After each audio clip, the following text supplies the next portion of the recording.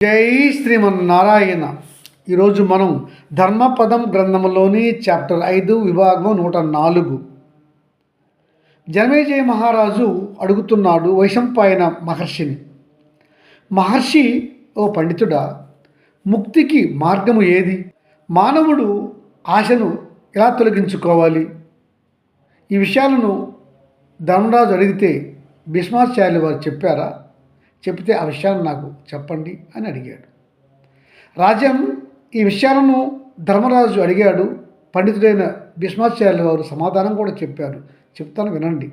ధర్మరాజా, ముక్తి మార్గం గురించి అడుగుతున్నావు, చెప్తాను విను.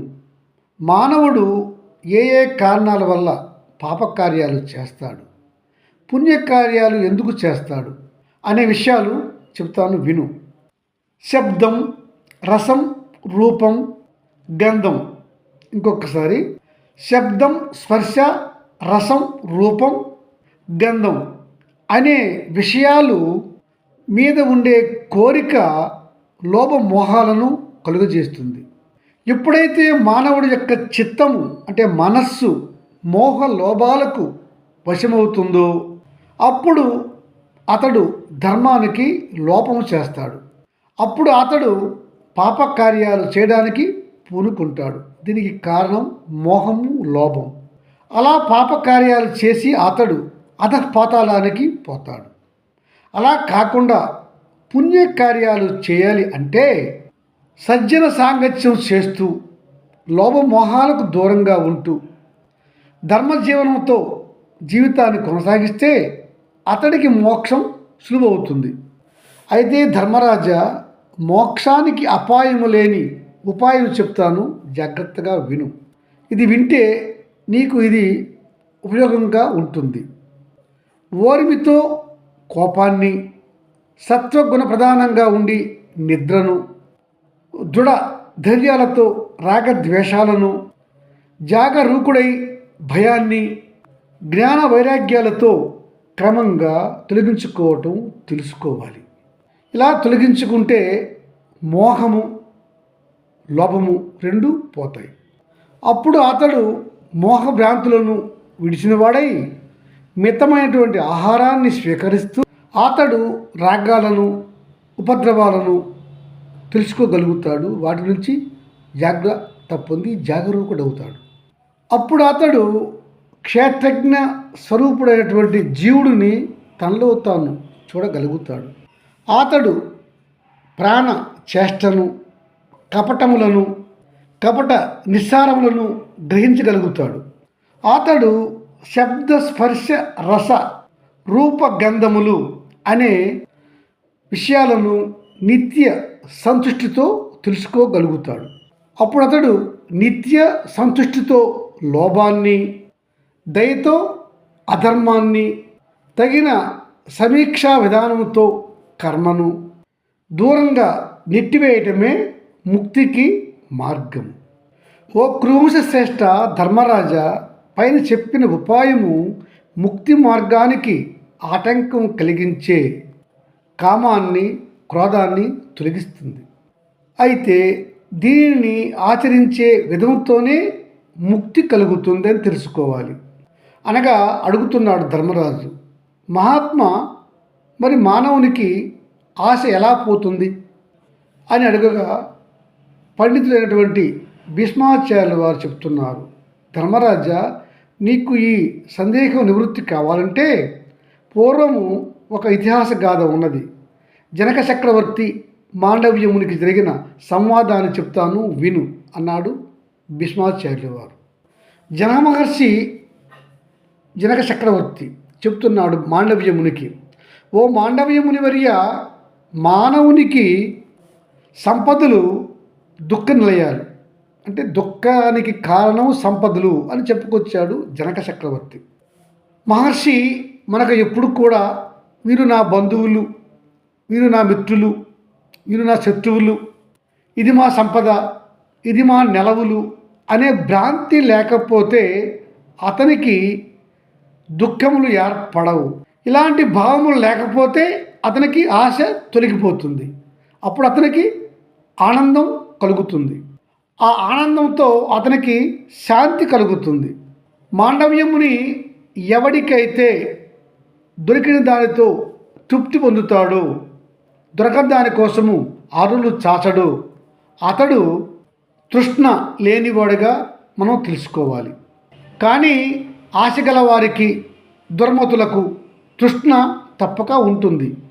మునీశ్వర, ఎవరైతే అంతఃకరణ శుద్ధితో, ఆశలు లేక మనోనిగ్రహంతో అంతఃకరణ శుద్ధిని పెంచుకుంటాడో వానికి ఆశలు లేక నిత్యము ఆనందము సుఖము పొందుతాడు. మహితాత్మ మరి మానవులు భయంతో కాలం గడుపుతూ ఉంటారు. ఈ కాలహరణలో వారు ఏమి చేస్తే శ్రేయస్సు కలుగుతుంది చెప్పరా అని అడిగాడు ధర్మరాజు. ధర్మరాజా, దీనికి నీకు ఒక ఇతిహాసగా చెప్తాను, సంక్షిప్తంగా విను. పుత్రుడు తండ్రి సంవాదము. తండ్రి తన పుత్రుడైన మేధావి అను వానిని ఈ విధంగా అడుగుతున్నాడు. ధీరుడైన మానవుడు తన ఆయుస్సు దినదినము తగ్గిపోతూ ఉండగా అతడు ఏమి చెయ్యాలి అనగా మేధావి అయిన కొడుకు చెప్తున్నాడు. తండ్రి, మానవుడికి దినదినము ఆయుస్సు తగ్గిపోతుంది, వాస్తవమే. అందుకే అతడు నిత్యము శాస్త్రరీత్యా ఉన్నటువంటి బ్రహ్మచర్యాన్ని పాటించాలి, వేదాధ్యయనము చేయాలి, సంతానాన్ని ధర్మంగా కనాలి, యజ్ఞ యాగాదులు వేదముల ప్రకారము చేయాలి. ఆ తరువాత అతడు వార్ధక్యములో వానప్రస్థాన్ని స్వీకరించాలి లేదా సన్యాసాశ్రమాన్ని స్వీకరించాలి. పుత్ర, అయితే మానవుడికి పుట్టినప్పటి నుంచి వార్ధక్యం వరకు అతడిని మరణం వెంటాడుతూనే ఉంటుంది కదా. తండ్రి, మీరు చెప్పేది వాస్తవమే. మానవుడు పుట్టిన నాటి నుంచి మరణం వెంటపడుతూనే ఉంటుంది. బ్రహ్మదేవుడు ఇచ్చిన ఆయుకాలం పూర్తవగానే మరణం అతన్ని కబలించుకుపోతుంది.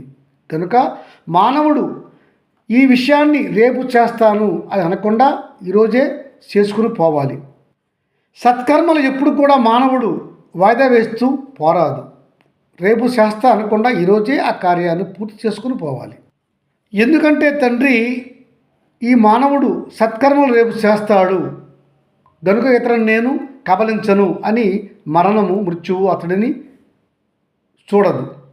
తన ధర్మం తాను నిర్వహిస్తూ పోతుంది.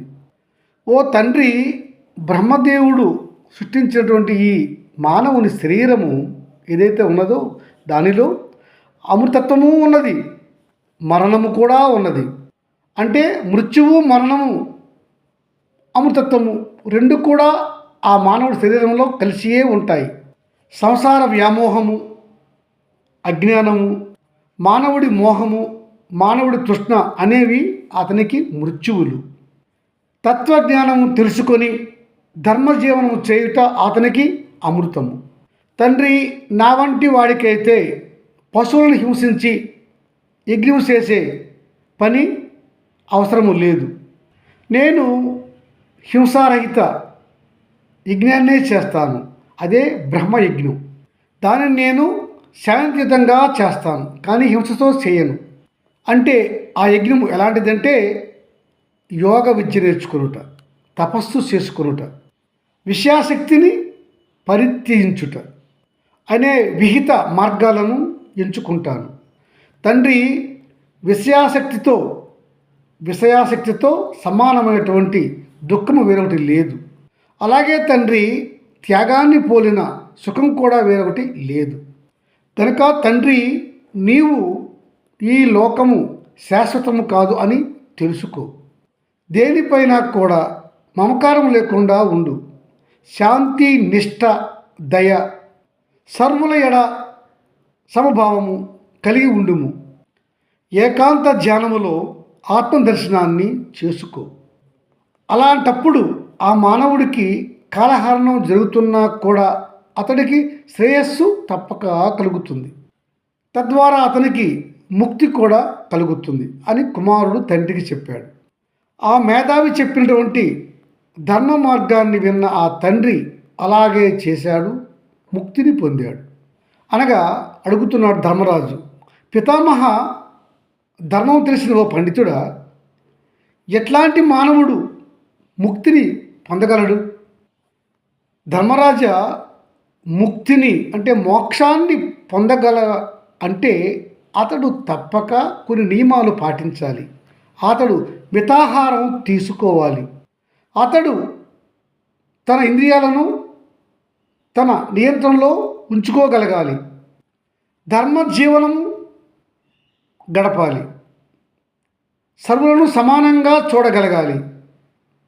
అంటే అతడికి బంగారము మట్టి ఒకే విధముగా కనిపించే విధంగా అతడు ప్రవర్తించాలి. వేదములు శాస్త్రములు చెప్పే విధముగా ప్రవర్తిస్తూ వైరాగ్యాన్ని పొంది అతడు మోక్షానికి కారకమైనటువంటి మార్గాన్ని అన్వేషించాలి. ఆ మార్గం ద్వారా వెళ్తే అతనికి మోక్షము అతి సులువు అని చెప్పుకొచ్చాడు భీష్మాచార్యుల వారు. జై శ్రీమన్నారాయణ.